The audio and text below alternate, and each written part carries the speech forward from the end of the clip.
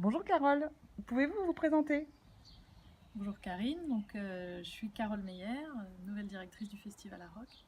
J'étais administratrice précédemment pendant 3 ans, où j'ai donc secondé Jean-Michel Goinet, le créateur et directeur historique du festival. Je m'occupais de l'administration, des RH, de la direction de production, tout ce qui était vraiment voilà, un rôle de chef d'orchestre en quelques mots.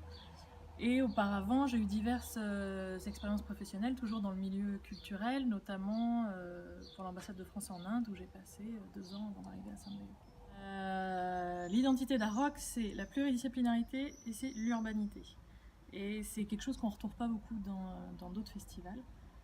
Pluridisciplinarité, c'est on n'est pas qu'un festival de musique, on fait aussi de la danse, on fait aussi de l'art de rue, on fait des projections, on fait des expositions, on fait du théâtre, on a fait des rencontres littéraires. Voilà. C'est vraiment donner la parole à tous les genres artistiques.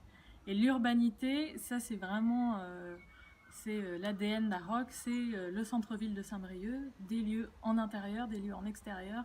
On prend les places, on prend les parkings, on s'installe, on installe des scènes et voilà, on fait vraiment, on met le centre-ville en ébullition quoi, pendant 3 jours. La période que je préfère, c'est disons le mois qui précède le festival où on commence vraiment à être sous pression, où tout devient concret.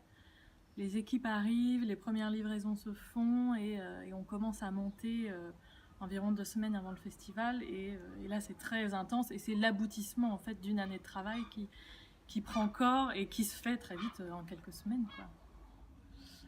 Alors c'est compliqué les annonces de programmation. Il faut savoir que la programmation c'est un travail qui se fait sur plusieurs mois. Dès la fin de l'édition, on commence à se pencher sur la programmation de l'édition suivante. Et les délais sont... On ne maîtrise pas forcément les délais, les confirmations. Voilà, on a parfois des premières confirmations qui arrivent on va dire au mois de novembre et les dernières confirmations arrivent vraiment en janvier-février, donc on ne peut pas toujours annoncer plus tôt quoi. On essaye quand on peut et on a à cœur d'arriver à annoncer quand même 3-4 têtes d'affiche avant l'annonce complète, avant notre conférence de presse. Vous vous battez jusqu'au bout pour faire la meilleure affiche. Voilà, c'est ça. On se bat jusqu'au bout et on essaie de proposer le meilleur, mais c'est compliqué. C'est pas une volonté en tout cas de tout cacher jusqu'au dernier moment quoi. Ouh là là, mais il y en a beaucoup des arguments pour venir à Rock.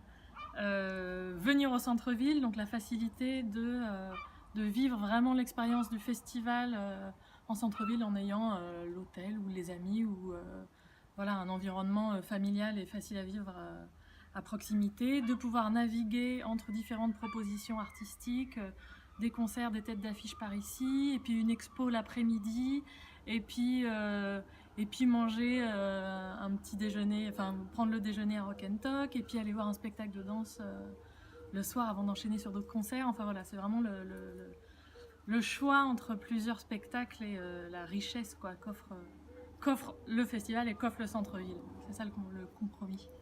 Alors j'aime Saint-Brieuc pour plusieurs raisons. D'abord, on a un cadre de vie qui est quand même exceptionnel et que je viens de banlieue parisienne, donc je peux vous assurer que bon nombre d'entre nous souhaiterions avoir ce cadre de vie-là. On a un été magnifique, on est à 2 pas de la mer, c'est pas pollué, il y a de la verdure, voilà, il y a vraiment de chouettes espaces qui sont agréables à visiter, une côte magnifique que tous les touristes nous envient. Donc un environnement géographique hyper agréable. Et après, un environnement culturel qui bouge quand même pas mal. Hein. Il y a beaucoup de festivals tout au long de l'année, il y a une scène nationale, il y a une scène de musiques actuelles avec des programmations dynamiques, il y a le musée qui est juste à côté, en plein centre-ville. Enfin, il y a vraiment de quoi faire quand on prend le temps d'explorer. Voilà, rien que ouvrir le Cri de l'Ormeau, qui est ce petit magazine là avec des pages et des pages entières de programmation. Donc voilà, ce serait un peu dur de dire qu'il s'y passe rien quoi. Donc merci Carole, au plaisir de se croiser dans un événement à Saint-Brieuc. Avec plaisir, merci à vous.